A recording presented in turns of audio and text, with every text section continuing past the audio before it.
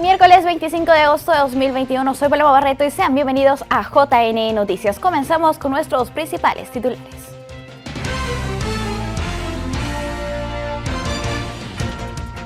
Gobierno autoriza transferencia de recursos a JN, OMPE y RENIEC para llevar a cabo comicios del 10 de octubre.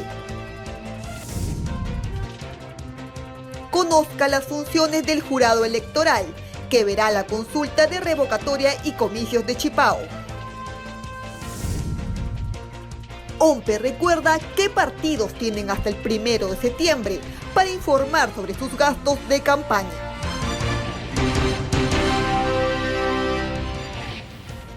En el siguiente video de TikTok, conozca los protocolos sanitarios para asistir a las sedes institucionales del Jurado Nacional de Elecciones.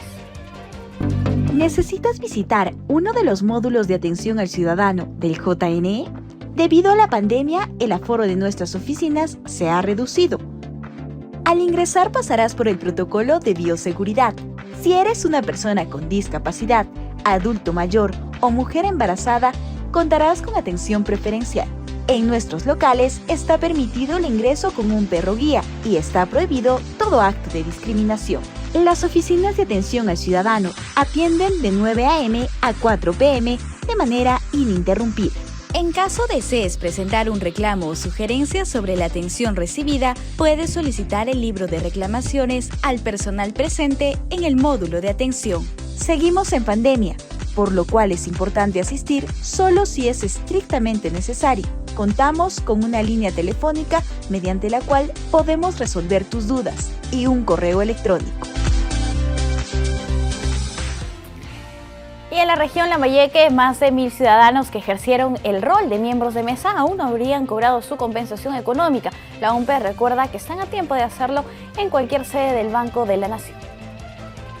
La OMPE informó que 1.122 miembros de mesa de la región Lambayeque que ejercieron el cargo durante la primera y segunda vuelta aún no acuden a cobrar la compensación económica de 120 soles.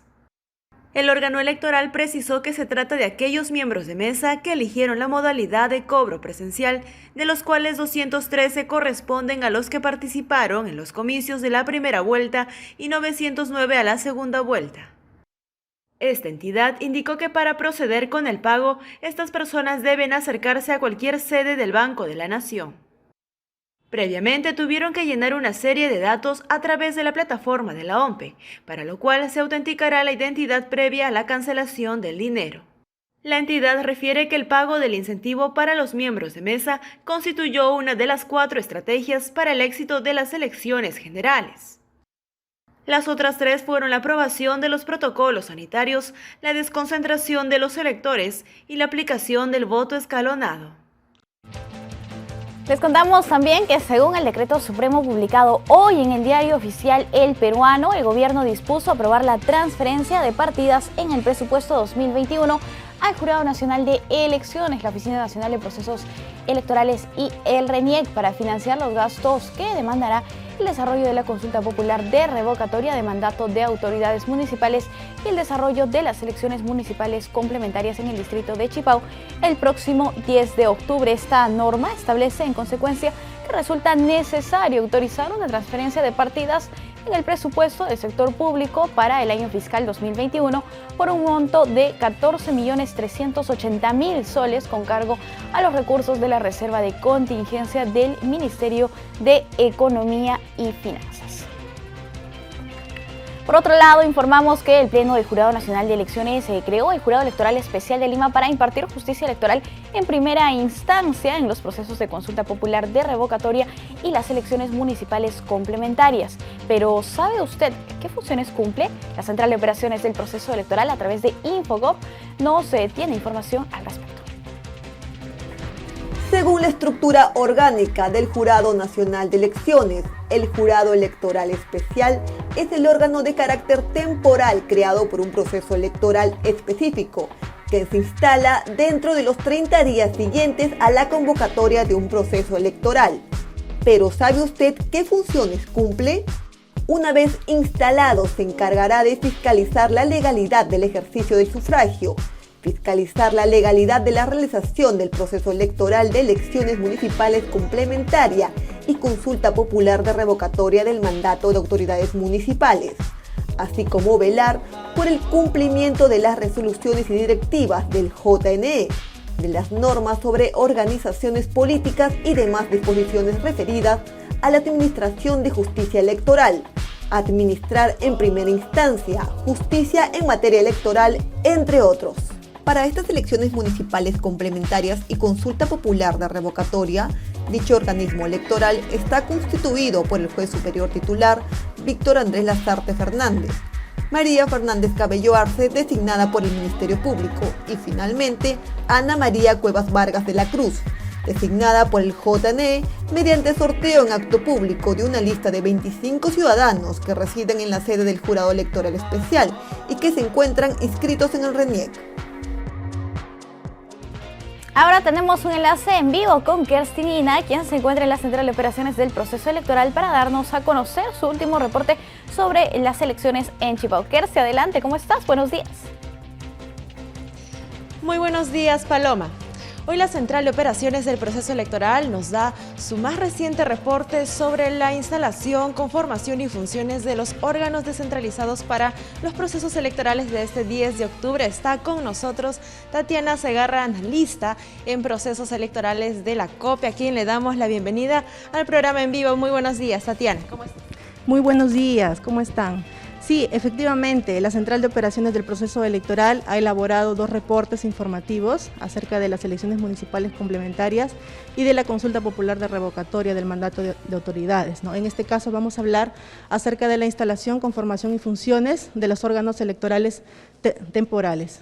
Así es, son 2 órganos tanto del Jurado Nacional de Elecciones como también de la OMPE. Coméntanos sobre este reporte que ustedes nos presentan esta mañana. ¿Podemos verlo? Sí, así es. A ver, el primero es sobre el Jurado Electoral Especial. ¿Qué tenemos en este reporte? Así es, en este reporte podemos ver por quiénes está constituido el Jurado Electoral Especial. Como sabemos, este jurado ya fue instalado el día 12 de agosto, ¿no? Siendo constituido por 3 personas. El primero, quien lo preside, es un juez superior titular en ejercicio de la Corte Superior, bajo cuya circunscripción se encuentra la sede del Jurado Electoral Especial.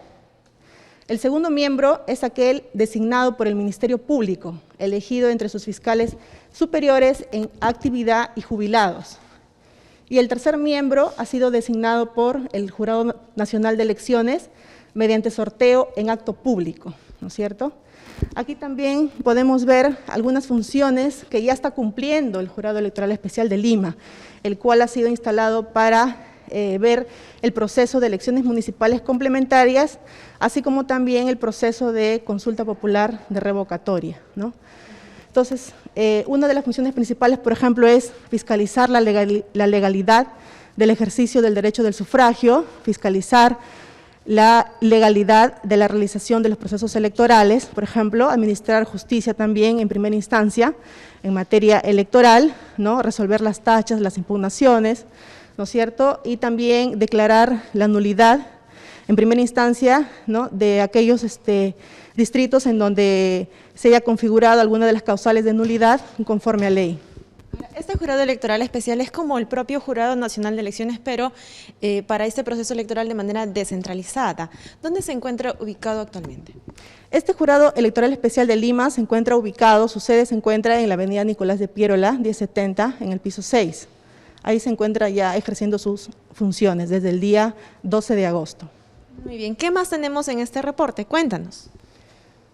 Sí, aquí también, por ejemplo, podemos ver algunas de las funciones que ya están cumpliendo las oficinas descentralizadas de procesos electorales, que en el marco de las elecciones municipales complementarias ha sido, digamos que hay una ODP, que es la de Lucanas, que es la que ya está organizando y ejecutando las actividades propias, ¿no?, de su oficina, ¿no es cierto? Ahí, por ejemplo, podemos ver algunas funciones que ya está cumpliendo la ODP, donde, por ejemplo, nos dice de que ellos aseguran la ejecución de las instrucciones y disposiciones necesarias para el mantenimiento del orden y la protección de la libertad personal durante los comicios, ¿no? También garantizan al ciudadano el derecho al ejercicio del sufragio, así como también, por ejemplo, Ellos designan conforme a ley a los miembros de mesa y entregan sus credenciales. Se refiere en acto de sorteo, ¿no? De sorteo público. Ellos designan a los miembros de mesa. Ahora, para los dos procesos electorales que tenemos este 10 de octubre, que son las elecciones complementarias de Chipao, como también la revocatoria, ¿cuántos órganos temporales se ha instalado, tanto del jurado como también de la OMPE? En cuanto al jurado electoral especial, hay uno solo, que es el jurado de Lima, ¿no? Que ve ambos procesos. En el caso de las oficinas descentralizadas de procesos electorales tenemos a 7. Uno que ve lo que es las elecciones municipales complementarias, ¿no? que es la ODP de Lucanas, y los otros 6 que ven la organización y ejecución de las actividades de la consulta popular de revocatoria, que en este caso son 6, ¿no? Que es la ODP del Cusco, de Huancayo, de Huaraz, de Lima, de Piura y de Tacna. Ahora queremos conocer quiénes son las personas que conforman estos órganos temporales. Empecemos por el Jurado Electoral Especial de Lima, que se instaló para estos dos procesos. Sí, así es. Por ejemplo, aquí en el siguiente gráfico podemos observar a los miembros del Pleno del Jurado Electoral Especial de Lima. Como lo dije, está conformado por un juez superior titular, ¿no? Que es el doctor Víctor Lazarte, también por un miembro elegido por el Ministerio Público, que es la doctora María Cabello, y por un ciudadano sorteado, ¿no? Por el Jurado Nacional de Elecciones, que es la tercera miembro, la señora Ana María Cuevas. Como vemos, aquí está la dirección del Jurado Electoral Especial de Lima, ¿no? Ahora también tenemos los integrantes de la Oficina de Procesos Electorales, ¿no? Sí, así es. En cuanto a la ODP de Lucanas, efectivamente, tenemos al jefe de la ODP, quien ha sido designado mediante concurso público de méritos. Tenemos también ahí la dirección, la cual se ubica en la ciudad de Puquio, en la provincia de Lucanas, en el departamento de Ayacucho. Ahora, el reporte de COPE también nos brinda actividades jurisdiccionales en el marco de las elecciones complementarias de Chipao. ¿Qué novedades aquí nos presenta? Sí, así es. Nosotros hemos hecho un análisis respecto de las actividades jurisdiccionales que ha realizado el anterior Jurado Electoral Especial, que fue el de Huamanga, antes de la suspensión de estas elecciones municipales complementarias en Chipao, ¿no? Por ejemplo, no sé si podemos ver aquí en el siguiente gráfico, podemos ver de que han sido tramitados 3 expedientes, ¿no? De los cuales 3 se refieren a la conformación de miembros de mesa, 1 a la inscripción de lista, 8 expedientes de publicidad estatal y un expediente de reconocimiento de personeros, ¿no? En total han sido 3 expedientes que ya han sido tramitados por el anterior Jurado Electoral Especial antes de la suspensión de estas elecciones municipales complementarias, dado por el Decreto Supremo 044, que declaró el estado de emergencia debido al brote, ¿no? De la COVID-19. Sí, justamente repasemos un poco de lo que ocurrió anteriormente con Chipao. Tal vez en la siguiente diapositiva nos tendrás detalles, ¿no? Desde el año 2018 ellos tenían que celebrar esta elección complementaria. Sí, así es. En realidad ellos, mediante el Decreto Supremo 171 del año 2019, fueron convocadas las elecciones municipales complementarias en el año 2020, ¿no? Este decreto salió publicado en octubre del año 2019. Entonces, a partir de entonces, también la Dirección Nacional de Fiscalización y Procesos Electorales había realizado ya una serie de actividades de fiscalización, tanto a nivel centralizado como a nivel descentralizado, ¿no? Por ejemplo, las actividades que ya se realizaron es la presentación del diseño de la cédula de sufragio e instrucciones para el sorteo de ubicación de candidaturas en la cédula de sufragio, la cual ya fue realizada en diciembre del 2019. También la selección de los 25 candidatos al cargo de miembro de mesa, que fue realizada ya en enero del año 2020, así como la aprobación del diseño definitivo de la cédula de sufragio, que fue realizada también en enero de ese año, ¿no? En cuanto a la fiscalización de la organización electoral a nivel descentralizado, también ya se llevó a cabo el sorteo de miembros de mesa en enero también del año 2020 y la publicación de la nómina de miembros de mesa, ¿no? En enero también de ese año. Ahora, en cuanto a lo que respecta de las oficinas descentralizadas de procesos electorales, coméntanos, nos mencionaste que también se instalan para el proceso de revocatoria, ¿así es? Sí, así es. Justamente se han instalado ya 6 oficinas descentralizadas de procesos electorales para la consulta popular de revocatoria. La instalación fue realizada el día 16 de agosto, ¿no? Aquí podemos ver en el siguiente gráfico las competencias territoriales de cada una de estas ODP, ¿no? Quienes lo conforman, que son los jefes que han sido designados mediante concurso público de méritos, así como también las direcciones, en donde se ubica cada una de estas ODP. Por ejemplo, en la ODP del Cusco tiene competencia territorial para los distritos de Pilpinto, Cotabambas y Justo Apu, Saguaraura, ¿no? En el Cusco y en Apurímac respectivamente. La ODP de Huancayo tiene competencia en Guayucachi, que está en Huancayo, y Ñahuimpuquio, que está en Huancavelica. La ODP Huaraz tiene competencia, por ejemplo, en el Distrito de la Libertad, que está en Ancash, y en San Buenaventura, que está en Huánuco. Entonces, se instalan 6 oficinas descentralizadas de procesos electorales para la consulta de revocatoria. Así es, son 6 oficinas que se han instalado el 16 de agosto para poder organizar y ejecutar las actividades propias de la consulta popular de revocatoria. Ahora, tanto el trabajo del Jurado Electoral Especial de Lima como el de la Oficina de Procesos Electorales se complementa. Así es, así es. Entonces, cada uno tiene sus funciones, ¿no es cierto? Pero igual ambos organismos electorales temporales tienen como objetivo, digamos, garantizar que esos comicios del 10 de octubre sean llevados de forma transparente, como corresponde a ley, ¿no? Así es, muchísimas gracias, Tatiana, por los alcances brindados esta mañana. Muchas gracias a ustedes por la invitación. Muy bien, Paloma, así es como hemos presentado el desarrollo de esta información desde la Central de Operaciones del Proceso Electoral del JN. Ahora vamos contigo. Esta valiosa información. Ahora les contamos que según la ley 31030 es obligatoria la paridad y alternancia en la lista de candidatos para las elecciones regionales y municipales 2022. Es importante recordar que para las elecciones regionales y municipales que celebraremos en octubre del próximo año, es obligatoria la paridad y alternancia en las listas de candidatos, según la ley 31030. Esta norma, aprobada en 2020, modifica las diversas normas de la legislación electoral para garantizar la paridad y alternancia de género en las listas de candidatos.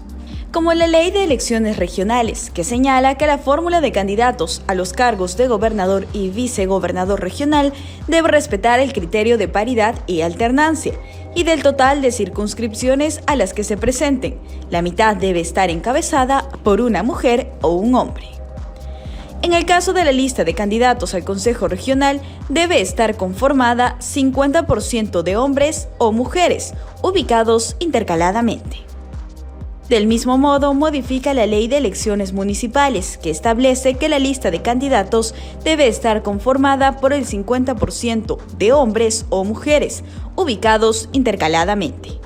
Cabe señalar que la paridad es una medida que busca garantizar la participación del 50% de hombres y 50% de mujeres en espacios de poder público, y la alternancia es un mandato de posición que obliga a los partidos a ordenar la lista de sus candidatos a una elección bajo una secuencia varón-mujer, lo que impide que éstas sean ubicadas en bloque al final de esta.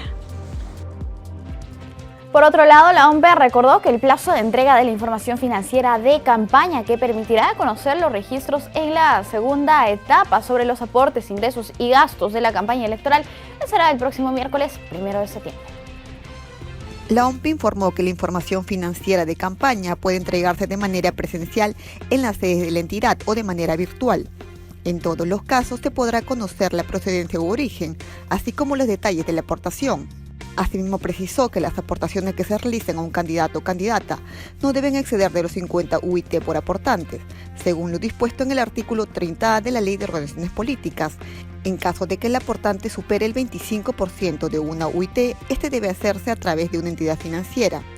Cabe resaltar que, de acuerdo con la Ley de Organizaciones Políticas, si en el plazo establecido por la OMPE no se presentan los informes sobre los aportes e ingresos recibidos, así como los gastos efectuados durante la campaña, se constituye una infracción muy grave, sancionable con una multa no menor de 31 ni menor de 100 UITs y la pérdida del financiamiento público directo.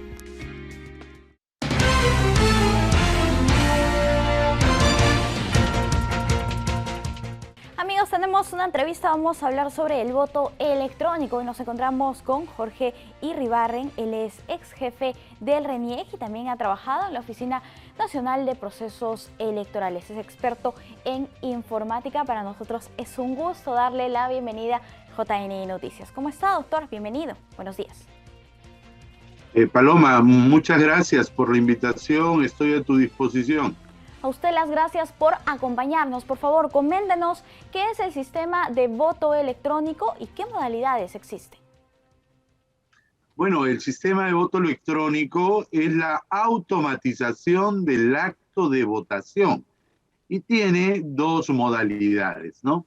La modalidad presencial y la modalidad remota o vía internet. Aunque, no obstante, hay antecedentes de automatizaciones parciales, vale decir, o bien en la mesa se automatiza la emisión de actas y la identificación de los electores, o bien en la cabina secreta se automatiza el acto mismo de elegir una opción, ¿no? Doctor, ¿en nuestro país se ha aplicado el voto electrónico? ¿En otros países? En este país, en Perú. Sí, claro, claro que sí. ¿Desde qué año? El voto electrónico se viene aplicando desde el 2002, en sus primeras versiones de prototipo en la gestión de Fernando Tuesta Soldevilla, hasta el 2004, luego en la gestión de Magdalena Chu, entre el 2004 y el 2012, y hasta la elección anterior a la de este año, se ha aplicado voto electrónico. Pero se ha aplicado de manera reducida en algunas mesas por razones que podríamos comentar. El voto electrónico presencial, doctor, nunca de manera remota. El voto electrónico presencial y el voto electrónico remoto se ha utilizado no en procesos electorales generales y municipales y regionales, sino más bien se ha utilizado, por ejemplo, con partidos políticos y con colegios profesionales. Listo. ¿En qué otros países del mundo se aplica de manera exitosa el voto electrónico? En América Latina, en Brasil, por ejemplo, en Estados Unidos, en varios estados de Estados Unidos, y fuera de América, en Indonesia, en la India, en Estonia, y en un tiempo se estuvo aplicando en algunos países de Europa como Holanda, Irlanda, Alemania, entre otros, ¿no? Doctor, para aplicar el voto electrónico se necesita una serie de validaciones y seguramente también auditorías. ¿Cuáles serían necesarias para que se pueda aplicar en el país? Mira, en términos generales te puedo decir que los votos electrónicos son muy seguros en términos generales. ¿Por qué? Porque la tecnología de seguridad informática ha avanzado muchísimo. Tanto el voto presencial como el voto no presencial, ambos son muy seguros. Sin embargo, sí es correcto lo que tú dices, es bueno prever algunos mecanismos adicionales que además de garantizar la seguridad del proceso, del procedimiento, de la automatización, garanticen, ¿sabes qué cosa? La confianza de los actores políticos que finalmente participan en los procesos electorales. Me estoy refiriendo a los partidos políticos y a la ciudadanía en general. Entonces, ¿cómo se genera esa confianza? De varias maneras. En primer lugar, auditando el sistema de votación electrónico, ya sea presencial o remoto por internet, con instituciones externas al sistema electoral, que pueden ser nacionales o internacionales. Por ejemplo, entre las nacionales tenemos varias universidades, nacionales y privadas, San Marcos, Católica, UNI, etcétera, que muy bien podrían hacer una auditoría externa al sistema de votación electrónico. Pero también existen mecanismos de auditoría interna. Seguramente el público que nos está escuchando y nos está viendo habrá visto en alguna oportunidad un proceso de votación y la máquina de votación tiene la habilidad de imprimir un voucher que es la constancia de que un ciudadano ha votado y ha elegido tal opción. Y uno puede verificar que efectivamente en el voucher se deja constancia de que he votado y que he votado por tal opción. Claro. Y ese voucher se ingresa luego en la mesa al ánfora, de tal manera que al término del proceso del día de la jornada electoral se pueda hacer una contabilidad de estos vouchers, de tal manera que se pueda cotejar con los resultados automáticos que genera y calcula la máquina de votación. Entonces podríamos contrastar el cálculo automático de la máquina con la suma manual de los vouchers que se tienen ahí en el ánfora. Esa auditoría también es una auditoría totalmente válida, pero ojo, no debería hacerse en todas las mesas de votación donde hay máquinas de votación electrónica, sino en una muestra representativa y aleatoria, de tal manera que podamos realizar esa auditoría. Perfecto. Si hacemos una comparación del voto convencional y el voto electrónico, ¿cuál sería, digamos, las ventajas o los beneficios que podría ofrecernos este voto electrónico? Y además, la consulta va respecto al tema económico. ¿Cuál nos genera más gasto? Bueno, mira, en principio, el voto electrónico ya está probado que genera muchas ventajas. Entre ellas, fíjate, voy a volver a la definición. El voto electrónico es la automatización del acto de votación. Vale decir, desde el momento en que el ciudadano se acerca a la mesa, se identifica, le dan la boleta para que vaya a la cabina secreta, marca, ¿no? Hace la marca que corresponda, la aspa, la cruz o lo que sea, regresa a la mesa, introduce la cédula en el ánfora, firma la constancia de que ha asistido y además le ponen ese famoso sticker en el reverso de su DNI y se retira. Toda esa secuencia es automatizable. Uno, es automatizable la identificación del ciudadano. Vale decir, ya no hay que estar mirando la foto del DNI y mirándote la cara para ver si eres tú o no. Bastaría, por ejemplo, que tu DNI, que tiene tus huellas digitales, tiene tu foto, pueda ser ingresada al sistema para inmediatamente detectar que eres tú el que dices que eres. Segundo, podemos eliminar la boleta, la cédula, ese papel donde tenemos que marcar. ¿Por qué? Porque ya está en una imagen en la máquina de votación que se encuentra en la cabina secreta. Además, genera errores materiales muchas veces, ¿no? Exactamente, y ya no hay posibilidad de errores materiales. Ese es lo contundente. No hay posibilidad de errores materiales. ¿Por qué?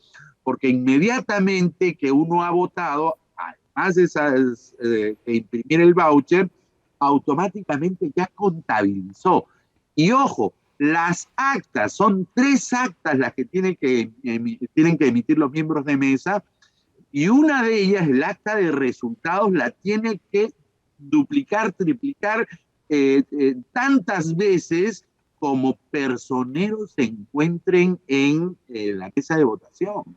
Entonces, todo eso se puede resolver imprimiendo copias de un original, ¿no?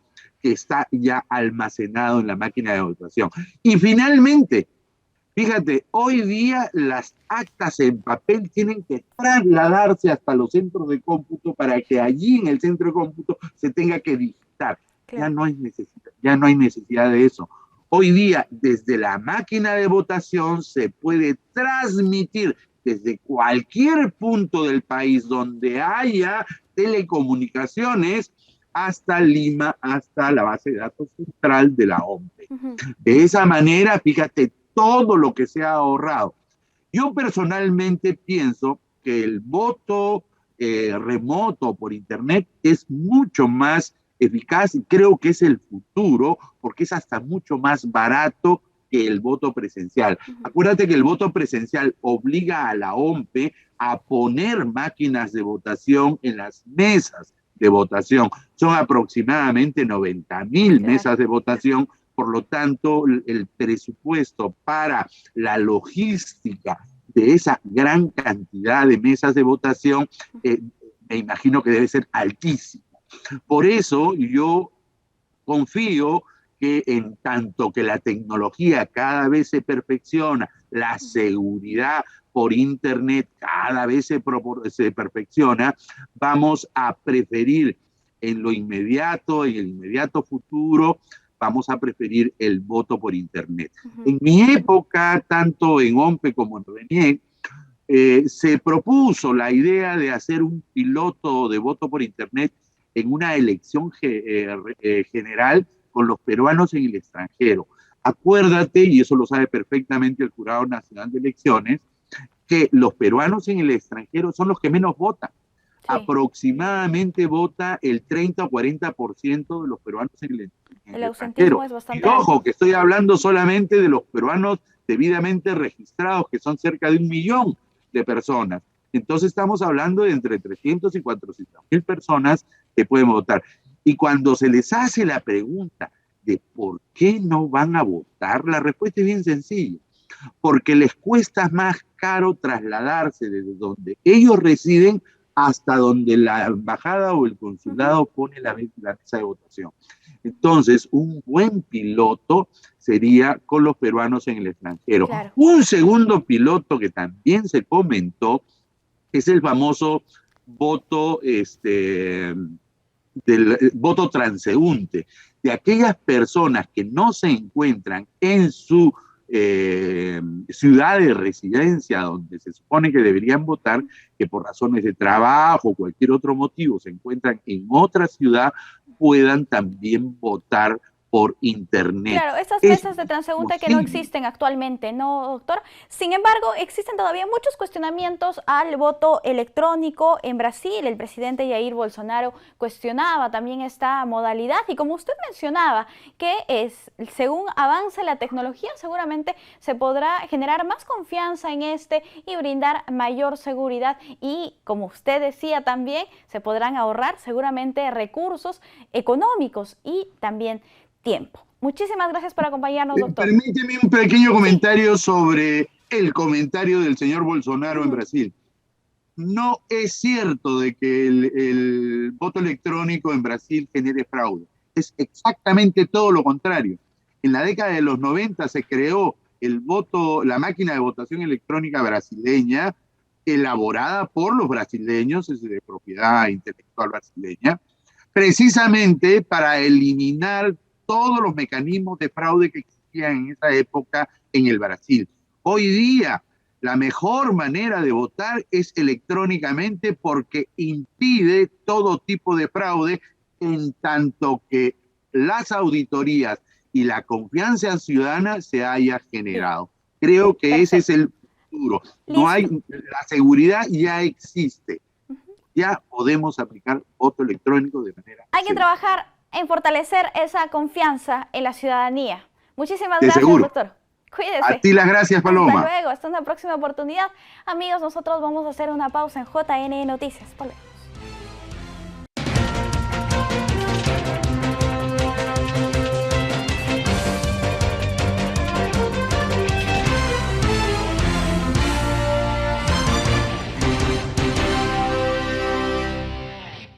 Vamos con la información de coyuntura. El presidente de la República, Pedro Castillo, informó a través de su cuenta de Twitter del traslado del ex asesor del ESIM, Vladimiro Montesinos, del centro de reclusión de la base naval de Callao al penal Ancón 2, a fin de que termine de cumplir en este último centro la condena que le impuso la justicia por corrupción. En el mensaje de Twitter, el mandatario asevera que el gobierno del Bicentenario que en este gobierno ninguna persona privada de la libertad tendrá un trato privilegiado ni se le permitirá burlar la seguridad de los penales para seguir delinquiendo. El anuncio del mandatario se da un día después que el gobierno publicara desde el Ministerio de Justicia y Derechos Humanos un decreto supremo para permitir el traslado a otros penales de los internos recluidos en la base naval del Callao, lugar donde además de montesinos permanecen hasta la fecha recluidos Florindo Eleuterio Flores Artemio y otros 6 reos que ponen en riesgo la seguridad nacional. Ahora tenemos un reporte de Vanessa Castillo del RENIEC sobre los principales servicios que ofrece el ente registral en todo el país para los ciudadanos.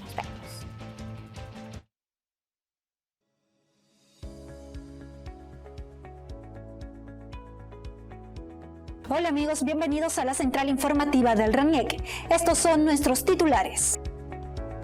Cerca de 26.000 personas fueron atendidas gratuitamente en las embarcaciones Pías. RENIEC inauguró agencia de voluntariado en Sancos, Ayacucho. Ciudadana con habilidades diferentes recibe DNI gratuito.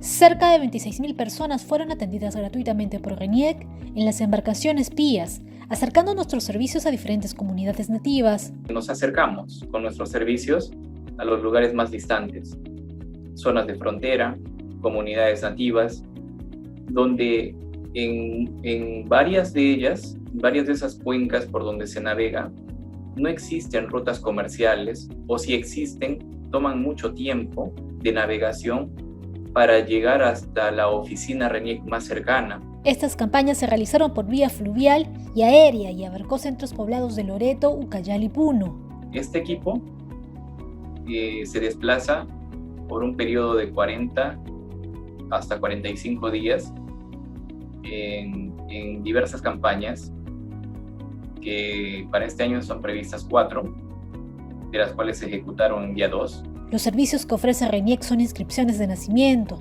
trámites de DNI y entrega de documentos. RENIEC continúa con su campaña de voluntariado de la identificación. Esta vez inauguró una nueva agencia municipal en Sancos, Ayacucho. Aquí jóvenes como Nayeli son capacitados para asistir a los ciudadanos en sus diversos trámites virtuales, como renovaciones de DNI, inscripciones de nacimiento, entre otras necesidades. ¿Pero qué opinaron sus pobladores? Nos beneficia a toda la población sanqueña y a sus anexos y caseríos, ya que esta oficina nos facilitará de poder realizar todo tipo de trámite que la RENIEC brinda. Sancos pertenece a la provincia de Lucanas y tiene una población de cerca de 5.000 habitantes, distribuidos en caseríos y anexos. Esta medida de RENIEC evitará el desplazamiento de estos usuarios y garantizará su seguridad en esta pandemia. Nuestros anexos, nuestros pobladores de los diferentes anexos y caseríos tienen que venir caminando por falta de movilidad muchos kilómetros de distancia y por lo tanto estoy seguro va a ser de mucha utilidad y de beneficio para nuestra población. Aunque usted no lo crea, Lourdes Colques, de 49 años, nunca tuvo un DNI. El desconocimiento y la falta de recursos de sus padres fueron las principales razones. Es la mayor de 4 hermanos y una persona con habilidades diferentes. El no tener un documento le ha traído varios inconvenientes. A veces se enferma y no puedo sacarle una cita. No puedo porque me dicen tienes que sacar la cita con su DNI. Y pues sin DNI no puedo. Su hermana cuenta que gracias al apoyo de RENIEC, en un centro de vacunación de Arequipa pudo empezar los trámites de Lourdes, un registro que le permitió acceder a los programas del Estado. Para mí fue un ángel, yo siempre le digo la cita, fue un ángel porque me empezó a ayudar, me guió casi así, hace esto, hace aquello, y gracias a ella que pude hacerle vacunada a mi hermana, porque se me cerraron las puertas. Hoy esta mujer ha iniciado su vida como ciudadana, tiene un DNI en sus manos, un documento que le permitirá recibir la atención médica que tanto necesita.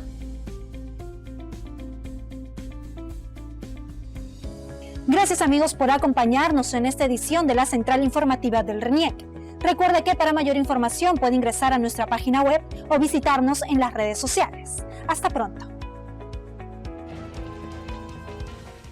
Veamos qué nos han preparado los colegas del Ministerio de Salud en su microinformativo La Salud depende de todos.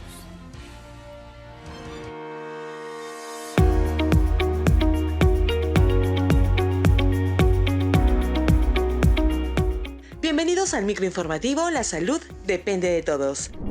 Este fin de semana se desarrolló la quinta vacunatón contra la COVID-19 para personas adultas de 38 años a más. Al final de la jornada, un total de 559.617 dosis de vacuna contra la COVID-19 fueron aplicadas en Lima Metropolitana y Callao, así como en las 16 regiones del Perú que también se sumaron a esta jornada. Durante la ceremonia de cierre, el ministro de Salud, Hernando Ceballos, expresó que se han sumado esfuerzos para que las jornadas de vacunación sigan replicándose incluso en los lugares más alejados. Asimismo, indicó que se debe vencer la desconfianza hacia las vacunas. Desde el aeropuerto Jorge Chávez, el viceministro de Salud Pública, Gustavo Rosell, junto al viceministro de Prestaciones y Aseguramiento en Salud, Bernardo Hostos, supervisaron la llegada de un nuevo lote de dosis de vacunas que permitirá continuar con el proceso de vacunación contra la COVID-19. En declaraciones a la prensa, el viceministro Rosell informó que en las próximas semanas llegarán 2 millones de dosis de la vacuna de Pfizer y 4 millones más de Sinopharm, lo que permitirá seguir bajando con las edades en los grupos de vacunación. En las instalaciones del Hospital Arzobispo Loaiza, el ministro de Salud, Hernando Ceballos, inauguró una planta geonética de 20 toneladas de oxígeno líquido que es capaz de almacenar hasta 11 millones de metros cúbicos de esta sustancia al año. En declaraciones a la prensa, el ministro Ceballos aseguró la provisión de oxígeno medicinal ante la posible llegada de la tercera ola pandémica. Asimismo, expresó que se encuentra negociando la adquisición de vacunas contra la COVID-19 para el próximo año. Esta variante es mucho más transmisible y puede reducir la efectividad de la vacuna. Esta variante es muy peligrosa porque incrementa la transmisión y además se ha visto que ha desplazado a otras variantes, por ejemplo, en Inglaterra. Sí protegen contra esta nueva variante a pesar de que hay una disminución en la efectividad. Por eso tienes que vacunarte con las 2 dosis de las vacunas disponibles actualmente en el país. Lo más importante es no infectarse. Para eso tenemos que mantener un distanciamiento físico, mantener la burbuja familiar, usar doble mascarilla que cubra la nariz, la boca y la barbilla, así como el lavado de manos por 20 segundos. Otro punto importante es no acudir a lugares con muchas personas y poco ventilados, así como tenemos que vacunarnos. Por eso, no bajemos la guardia.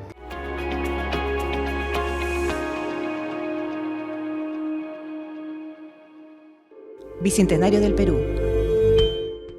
Gobierno del Perú.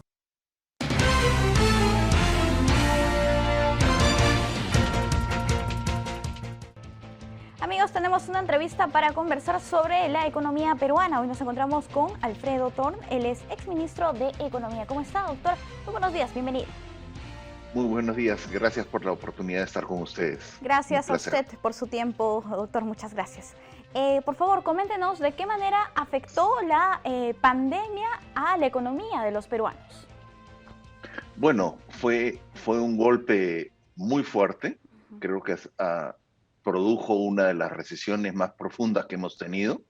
Creo que ha sido la más profunda desde los años 80.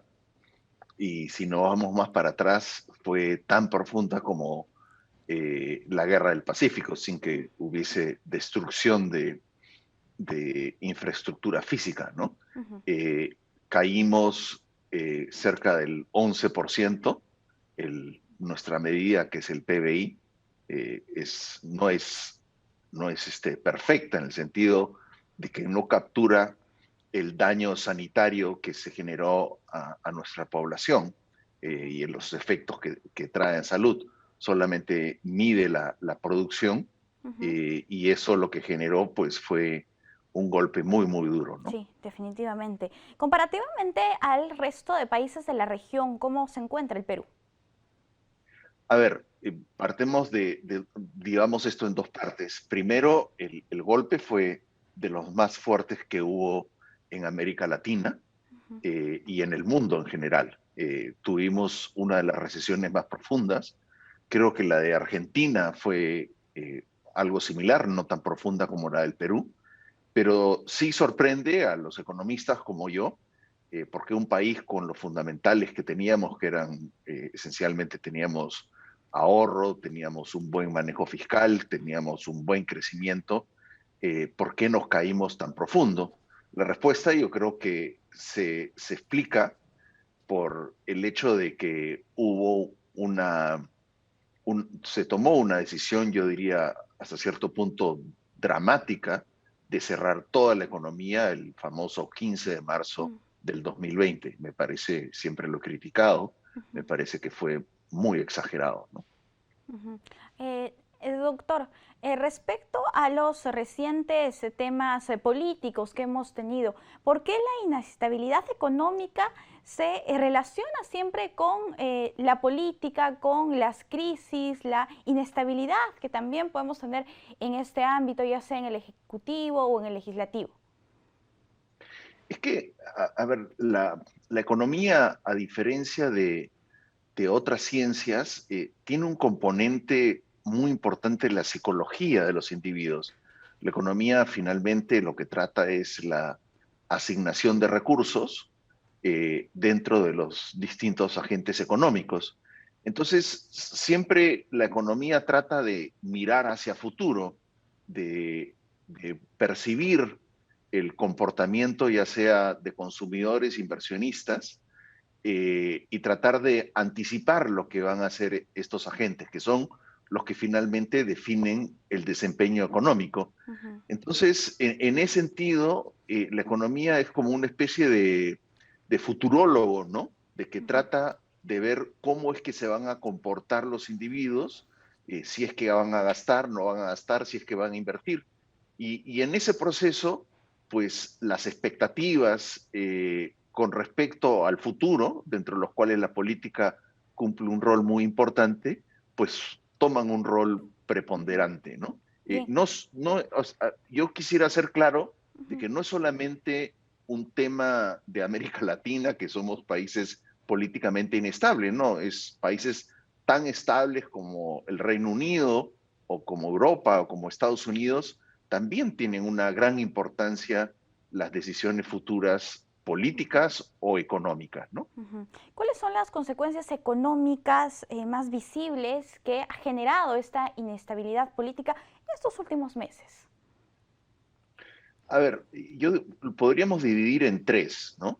Uno es lo que prácticamente toda ama de casa hoy día ve, que es el efecto de la inflación, la subida de precios. Y la subida de precios se debe a un componente internacional, que es que las materias primas han subido de precio por una buena razón, y es de que nuestros grandes socios comerciales, que es Estados Unidos y China, pues están creciendo a las tasas más altas que han crecido desde después de la Segunda Guerra Mundial. Y el otro tema tiene que ver ya con la inestabilidad política que ha hecho que mucha gente convierta sus ahorros de soles a dólares. ¿Qué es lo que eso significa? Es que la gente preocupada de lo que podría pasar, el discurso político ha sido un discurso muy radical, ciertos miembros del gobierno se han declarado marxistas-leninistas, esto no ha pasado en ningún país, y esto obviamente obliga a los agentes económicos a convertir sus ahorros de soles a una moneda estable como es el dólar. Y eso lo que hace es que genera una depreciación del tipo de cambio que a su vez aumenta aún más los precios importados y sobre todo los precios de nuestros alimentos, que representan casi el 40% de todos los productos de la canasta de la canasta del CPI, que es con la que se calcula la inflación. El segundo efecto viene por los inversionistas, algo parecido. Ellos han visto una narrativa que viene del propio presidente de que se podrían nacionalizar sobre todo los recursos naturales, y eso lo que ha hecho es que se genera una retracción de la inversión privada. De hecho, esta semana el Banco Central publicó los resultados de inversión y lo que se ve es que la inversión minera ha caído en cerca del 10%. Y la tercera, que yo creo que tiene que ver con otros factores, ya tiene que ver directamente con el cambio constitucional, ¿no? La propuesta de un cambio constitucional, que eso también exacerba las preocupaciones tanto de los inversionistas como de los consumidores, ¿no? Genera preocupación, doctor, a pesar de que todavía no se ha dado un primer paso tangible, ¿no? En ese sentido, ¿podría ser algo subjetivo, quizás que va más hacia la especulación? No, porque como le decía hace un rato, los agentes económicos tratan de anticipar los eventos. Entonces, si tú le dices a un agente económico, te vamos a expropiar tu mina o te vamos a expropiar tu empresa, pues es lógico que ellos pues dejen de contratar trabajadores o contraten más trabajadores eventuales, y eso a su vez tiene un efecto sobre el consumo. Yo creo que para los economistas las expectativas son críticas. Entonces, siempre al menos los que hemos sido ministros de Economía, siempre tomamos mucho trabajo en educar a nuestro presidente para que los mensajes que se den sean mensajes que sean consistentes con lo que va a suceder en el futuro, y no mensajes que podrían quedar en nada, como usted dice, con respecto a la Asamblea Constituyente, ¿no? Perfecto. Doctor, respecto a la actividad principal que tenemos el día de mañana, 26 de agosto, en la que el Gabinete Bellido pedirá la confianza al Congreso de la República, ¿cuál puede ser el impacto que tendría en la economía peruana? Mire, yo no creo que, a ver, si le dan o no le dan la confianza, yo pienso que no va a ser, o sea, va a ser un evento, pero dentro de una serie de eventos políticos que ya se han dado. Para mí, lo crítico son 3 debates que creo que van a ir de la mano en términos paralelos.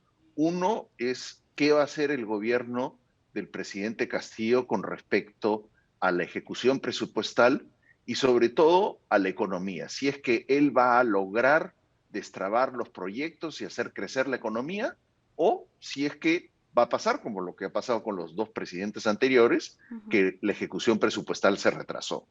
En segundo lugar, el tema del cual acabamos de hablar, ¿qué va a pasar con la Asamblea Constituyente? Hay varias opiniones y esto va a ser un debate en el legislativo, pues algunos lo ponen como un debate entre la vacancia y el cierre del Congreso, pero lo cierto es que el debate que sucede en el legislativo sí va a tener efecto sobre la economía. Y la tercera, que yo creo que es la más importante, son las elecciones que vienen, y ustedes son parte de esto, que las elecciones a final del año siguiente, las elecciones regionales, y qué es lo que va a pasar en esas elecciones. Me parece que estos 3 factores son los que finalmente van a determinar hacia dónde vaya la economía y hacia dónde vaya también la política, ¿no? Entonces son aspectos más macro, ¿no? Más amplios que es solamente una actividad como la que va a ocurrir el día de mañana. Doctor, nosotros estamos muy agradecidos con usted por acompañarnos aquí en JNE Noticias. Hemos tenido una amplia explicación de lo que significa la economía y cómo se mueven los mercados. Cuídese, hasta una próxima oportunidad. Muchísimas gracias. Gracias por la entrevista. Hasta luego. Hasta luego. Bien, amigos, nosotros hemos conversado con el exministro de Economía, Alfredo Tome. Vamos a hacer una pausa. Volvemos.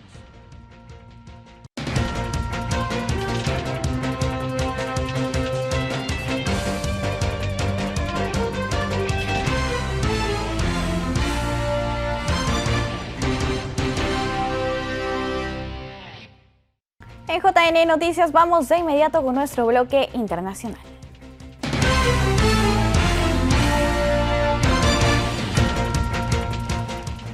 Tenemos un despacho especial desde Santiago de Chile, donde concluyó la inscripción de candidatos presidenciales para los comicios generales en el país sureño. Nuestro corresponsal Pepe Salinas nos informa. Muchas gracias por el pase. Las principales fuerzas políticas de Chile registraron este lunes a sus candidatos presidenciales en el último día de inscripción ante el Servicio Electoral de Chile, para quienes competirán en noviembre en unas elecciones marcadas por la crisis social, la pandemia y la redacción de una nueva constitución. Las tres coaliciones más importantes lograron definir a sus candidatos para disputar una carrera presidencial que se perfila difícil para la única mujer postulante, Yasna Proboste, dirigente de centroizquierda electa el sábado en una consulta ciudadana entre los tres grupos que formaron la otra exitosa concertación que gobernó gran parte de los 30 años que siguieron a la dictadura de Augusto Pinochet entre los años 1973 y 1990. Otros aspirantes de partidos independientes liberales o de izquierda y de derecha más radical tuvieron hasta la medianoche de ayer lunes para inscribirse de cara a las presidenciales, en las que también se elegirá a diputados, senadores y consejeros regionales. Así empezó una disputa marcada por el descrédito en las fuerzas tradicionales políticas y sus líderes tras la crisis social que estalló el 18 de octubre del 2019, destapando las desigualdades sociales en Chile. Esas desigualdades quedaron al desnudo con la pandemia del COVID-19 y sumaron críticas en contra del gobierno conservador de Sebastián Piñera por la tardanza en las ayudas económicas para que la población enfrente la crisis. Sin embargo, Chile ha logrado recuperar paulatinamente la actividad económica de la mano de los polémicos retiros anticipados de pensiones, mejoras en las ayudas sociales y un exitoso proceso de vacunación que ha permitido inmunizar a más del 83% de la población objetivo, 15 de los 19 millones que habitan en Chile. La campaña electoral estará cruzada por la Convención Constituyente, la cual trabaja desde el 4 de julio pasado con un plazo máximo de un año para redactar una nueva constitución que reemplace a la actual heredada de la era Pinochet. De esta manera se iniciaron ya entonces las justas electorales para este noviembre, que se viene cargada de muchas sorpresas en la esfera política en Chile. Desde Santiago de Chile informó Pepe Salinas para el Jurado Nacional de Elecciones. Adelante, estudios.